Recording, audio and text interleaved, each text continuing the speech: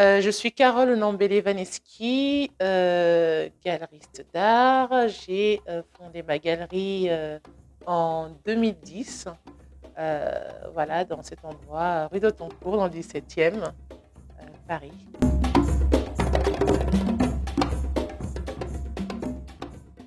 Alors, je ne parlerai pas d'art contemporain africain, mais plutôt d'art voilà, contemporain des artistes vivant sur le continent, mais aussi de la diaspora. Euh, il y a autant, selon moi, autant d'expressions qu'il y a d'artistes, d'autant plus que ces artistes-là sont influencés par le monde. Le monde est globalisé et l'Afrique n'en fait pas exception.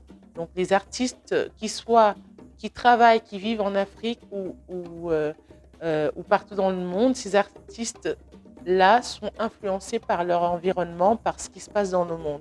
Donc voilà, c'est pour moi l'art contemporain africain. S'il fallait absolument définir ça, ça serait un art où l'Afrique est le focus, le centre d'intérêt.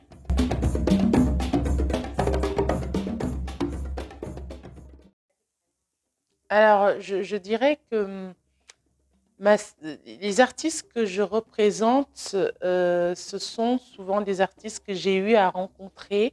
C'est une histoire qui s'est instaurée entre eux et moi en tant que, au début, pas forcément leur galeriste, mais peut-être des gens vers qui je suis allée par curiosité pour comprendre euh, leur art, comment ils travaillent. C'est une relation qui s'instaure, en fait, je dirais, à moyen terme ou à long terme. C'est vraiment des rencontres, à chaque fois que je laisse mûrir avant qu'on se mette à collaborer. Et donc forcément, le travail de ces artistes-là, ça ne peut être que des coups de cœur.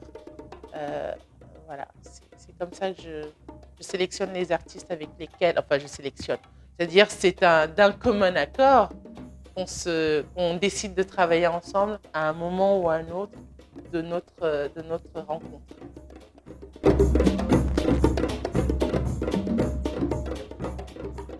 Là, on a les œuvres de Justin Ebanda.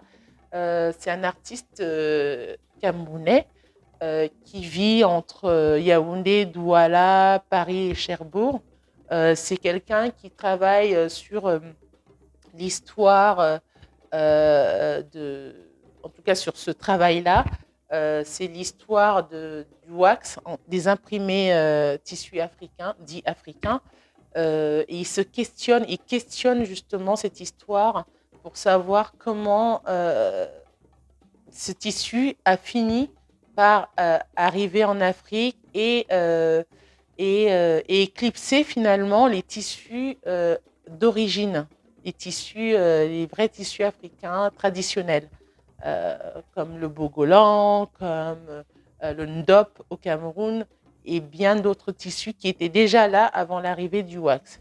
Et donc, lui, il travaille là-dessus, il questionne l'évolution. Ce tissu wax qu'il estime être un tissu colonial qui est arrivé en Afrique avec l'entreprise par les Hollandais, Visco étant le représentant de cette entreprise coloniale, je dirais. Et donc Justin travaille là-dessus, c'est vraiment ça son corps de travail actuellement. Et donc nous pouvons voir ces personnages, en plus, il y a beaucoup, beaucoup de choses qui sont, beaucoup d'éléments qui sont suggérés dans ces peintures. C'est que de la peinture, hein, d'ailleurs, il n'y a pas de collage, de wax. Donc au niveau de la technique, c'est de l'acrylique. Et il reproduit des motifs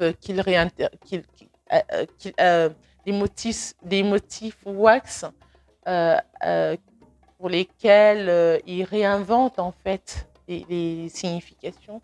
Et l'autre élément symbolique très fort qui revient souvent dans les peintures de Justin Ebanda, c'est la présence de l'objet livre qu'on peut voir hein, là le livre, on le retrouve sur cette image-là. Quelles que soient les œuvres actuellement, il en a produit pas mal depuis un an. On a toujours cet objet livre qui a une forte présence sur les toiles de Justin. C'est aussi pour lui le symbole de la transmission de l'éducation. Donc on parle de transmission, on parle d'éducation, on parle de connaître ses origines, ses coutumes. Voilà, donc il questionne l'histoire en général, l'histoire mondiale, mais aussi en particulier l'histoire de l'Afrique.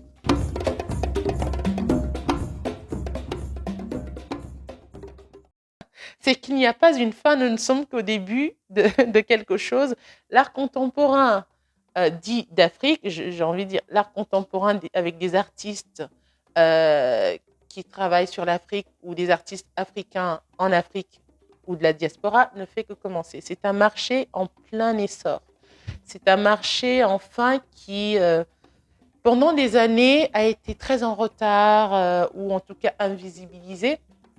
Tous ces artistes-là ont été invisibilisés et maintenant on commence à, je dirais une espèce de nouvelle ère pour ces artistes.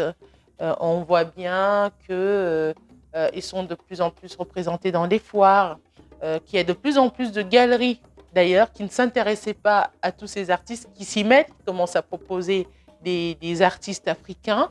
On a les maisons de vente aux enchères qui s'y mettent aussi, et on a de plus en plus tous les jours, on découvre des maisons de vente aux enchères qui proposent de l'art contemporain africain. Mais voilà, ça montre bien que les gens comme moi qui se battent depuis longtemps, moi je suis galeriste depuis, j'ai ouvert mon espace en 2010 et avant j'avais un espace en banlieue parisienne et où je présentais aussi des artistes africains. À l'époque, personne n'y croyait. Maintenant, c'est devenu le nouvel Eldorado de l'art contemporain. Donc, comme quoi, le mot de la fin, il ne faut jamais cesser de se battre et croire en ce qu'on fait.